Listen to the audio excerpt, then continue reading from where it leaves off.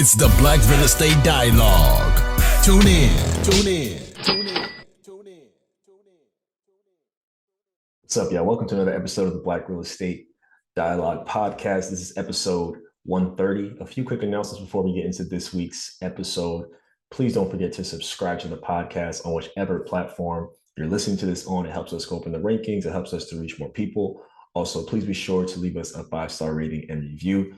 If you do leave a 5-star rating and review, I will give you a shout out on the show. And so I look forward to hearing from you again. This helps us spread this message all over the world, go up in the rankings and all that. So I look forward to hearing from you. All right, so let's just jump right into this episode. This episode is going to be about an article I read from CNBC talking about rent prices that are rising in 5 US metros and rent prices that are still relatively low in other US metros. And so the main point and the main headline, if you will, in this article is the fact that rents for single family homes have increased a lot in the first half of 2022. And so right now, the national average for a single family home is $24.95 per month. And this is a 13.4% increase compared to the same period last year. And so this is great news for investors, right? Great news for landlords. Rents are up all across the country, and it gives us an opportunity to make more money. So in this article, I'm going to talk about the 5 metros that they listed that have the highest rents, and the 5 metros that still have the lowest rents compared to the entire country. And I'm also going to share my thoughts on this. I posted this on my Instagram. We got a pretty good response and circulation. So I figured I will talk more about it and let you all know what I think of it. So let's jump right in. So the way the list is broken down is 5 US metros with the most expensive monthly rents. But one thing to note is what's listed is the median rent. And so the median rent is the middle number on a list of rents. So let's say you have 10 numbers in the set. The middle number is the median, right? Or 11 numbers in the set. The middle number is the median. So it's not the average. It's very different. So the median number means 50% of the rents are higher than the number I'm going to say, and 50% of the rents are lower. So there's a bit of a nuance there. And then metro is not one city, but metro is the main city and other surrounding cities to make up the metropolitan area. So just different things that I want you to have in mind as we're going through, because what you'll notice is I'm going to mention several cities at once, and that's the metro. Okay. All right. So not surprisingly, number 1 is Los Angeles, Long Beach, and Anaheim, California. And the median, single family rent is $4,664. Then next is San Diego, Carlsbad, California, $4,617. Bridgeport, Connecticut, Stamford, Connecticut, Norwalk, Connecticut, $4,352. San Jose, California, Sunnyvale, California, Santa Clara, California, $4,294. And then lastly, Oxnard, California, Thousand Oaks, California, Ventura, California, $4,259. So those are the median rents for those areas, and those are the highest in the country right now. Now, here are the 5 states with the least expensive monthly rents. And again, this is the median. So the first is Youngstown, Ohio, Warren, Ohio, Boardman, Ohio, $861 per month. Madison, Wisconsin, $1,000 per month. Little Rock, Arkansas, North Little Rock, Arkansas, Conway, Arkansas, $1,153. Flint, Michigan, $1,243. Davenport, Iowa, Moline, Illinois, Rock Island, Illinois, $1,313.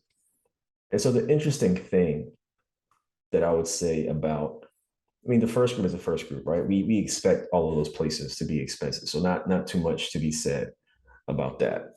However, for the least expensive monthly rents, they're still cheap relative to the rest of the country, but those rents are still higher than they were in those cities 2 years ago, right?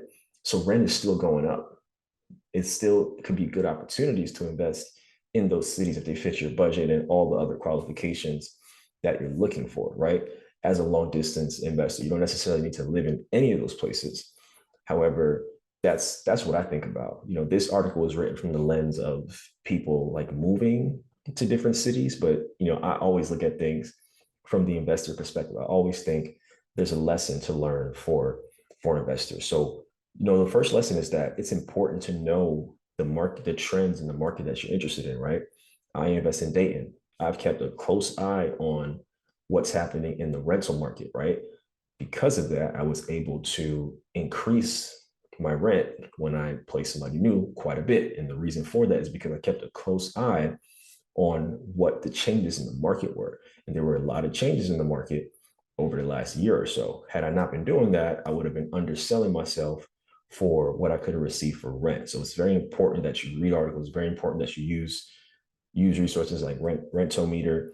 I even like looking on Zillow, Redfin, or typing in a zip code and looking at homes for rent and seeing the similarities to something that I'm going to buy or similarities to something that I have. It's important to always understand this because, if you have a vacancy or you're looking for how much you should increase rent by, things like that, you need to know what's going on. You need to understand what's going on in the market. Are you looking for a community of like-minded individuals and access to experts in real estate? Yeah.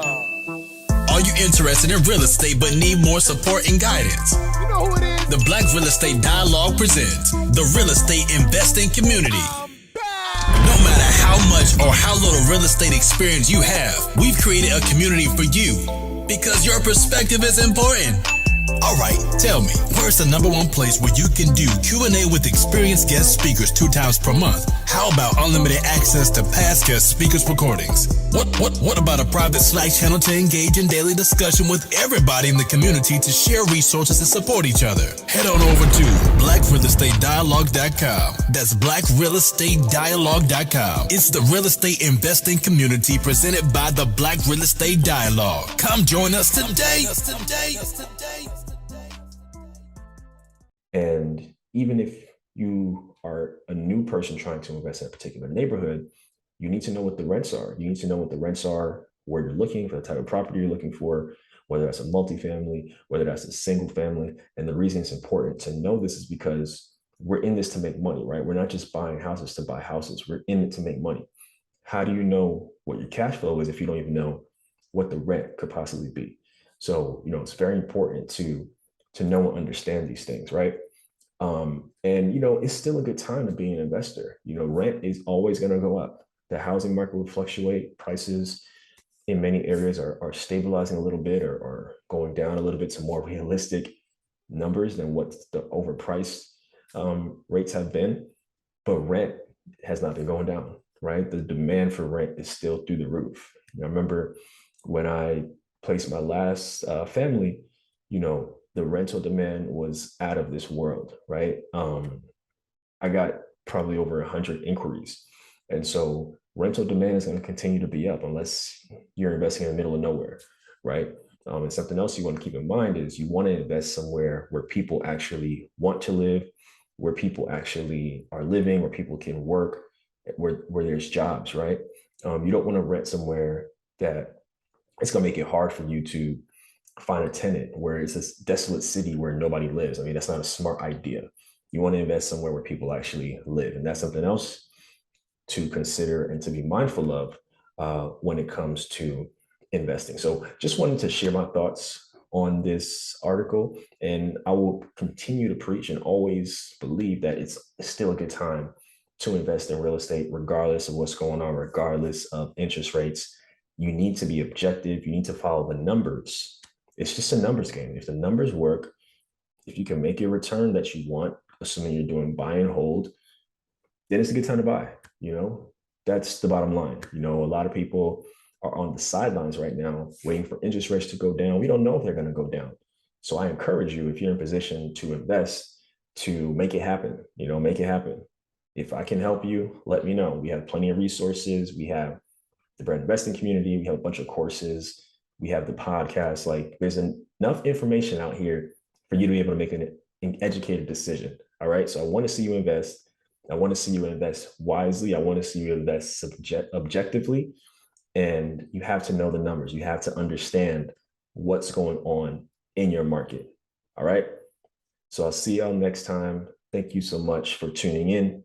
And before I let you go, if you have not already, please be sure to subscribe to the podcast wherever you listen to this, wherever you're listening to this. Also, leave us a 5-star rating and review. I'll give you a shout out, read your review on the show for the listeners. Otherwise, I'll see y'all soon. Thank you. Hi, everyone. Sam here from the Black Real Estate Dialogue. Make sure to hit that notification bell and that subscribe button and to visit us at blackrealestatedialogue.com.